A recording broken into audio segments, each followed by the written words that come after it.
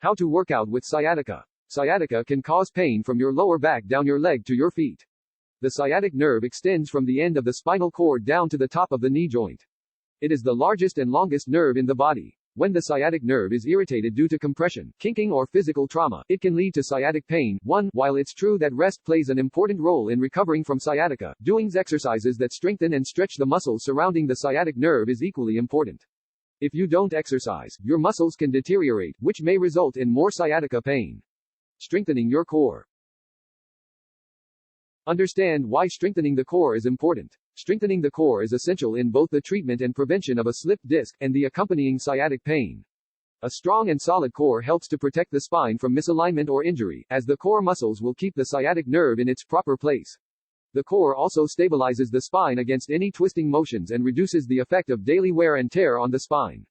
As the core strengthens, you should no longer feel a one-sided shooting leg pain, which is one of the most common complaints of sciatica.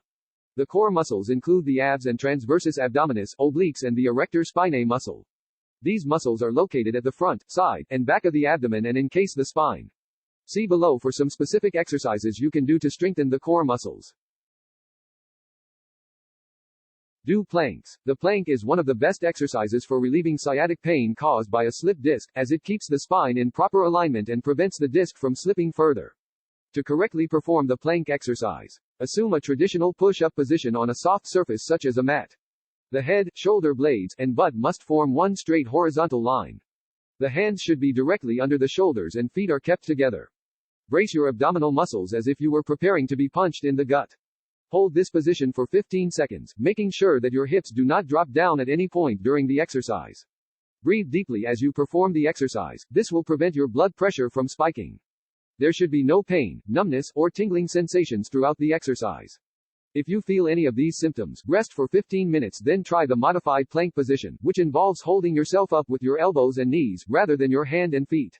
Do 3 sets of 15-second holds, resting for 30 seconds in between each set. Work your way up to doing 30-second and then 1-minute holds. Do side planks. Once you have built up the core doing regular planks, meaning that you can comfortably hold the plank position for 30 seconds, you can progress onto side planks. This exercise is great for strengthening the oblique muscles and helps to prevent sciatic leg pain, especially during twisting movements. Lie down on your left side, keeping your body in a straight line. Make sure your left elbow is lined up directly below your left shoulder. Lift yourself up so your entire body weight is being supported by your left elbow and the outer side of your left foot. Your body should form a straight diagonal line from your head to your foot. As you hold this position, keep your hips elevated above the ground with the aid of your left oblique muscles. Remember to keep your abs tight, as if you were bracing yourself for a punch in the stomach. Hold this position for 15 seconds. You shouldn't experience any pain, numbness, or tingling when performing the side plank exercise. If you do, rest for 15 minutes, then try the modified side plank position. To do the modified side plank, you will bend your knees instead of keeping them straight, so you will be supporting your weight with your left elbow and left knee. Do 3 sets of 15-second holds, resting for 30 seconds in between. Switch sides and do 3 more repetitions on your right. Work your way up to 30-second holds. Do hip thrusts. Hip thrusts are a great exercise for working the lower back, hip, and butt muscles. These muscles are part of the posterior chain, a group of muscles at the back of the body that supports the body weight and helps you to maintain proper posture. Good posture and equal distribution of weight lessens the pressure on the bones of the lower back and helps to relieve sciatica. To do a hip thrust, sit down on the floor with a bench or couch behind you.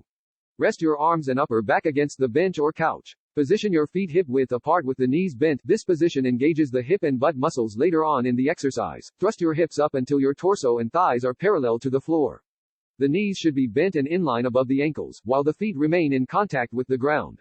Don't forget to breathe in and out during the movement. Slowly lower your butt back towards the floor. This counts as 1 repetition. Do 3 sets of 15 reps daily with 1-minute rests in between.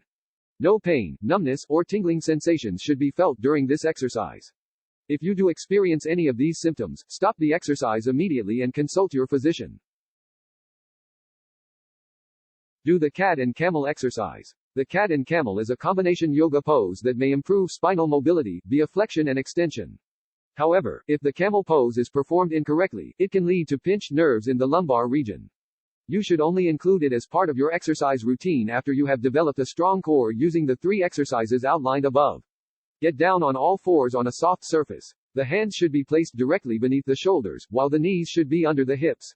Do the camel part of the exercise. Suck in your abs and round your back up towards the ceiling as far as you can. The shape of your back should resemble a camel's hump. This position stretches your spinal erector muscles. Hold this position for 5 seconds, then return to the starting position. Next, do the cat part of the exercise. Arch your back by pressing your stomach towards the floor and lifting your chest towards the ceiling to arch your upper back. This strengthens the lower back muscles and stretches the abdominals. Hold the position for 5 seconds. You should feel a stretch in your abdominal area. Alternate between the cat and camel posture for 5 times each. That counts as 1 set. Do 3 sets with 2 minutes rest in between. Avoid doing this exercise if you experience any slip disc symptoms and see a doctor for proper guidance.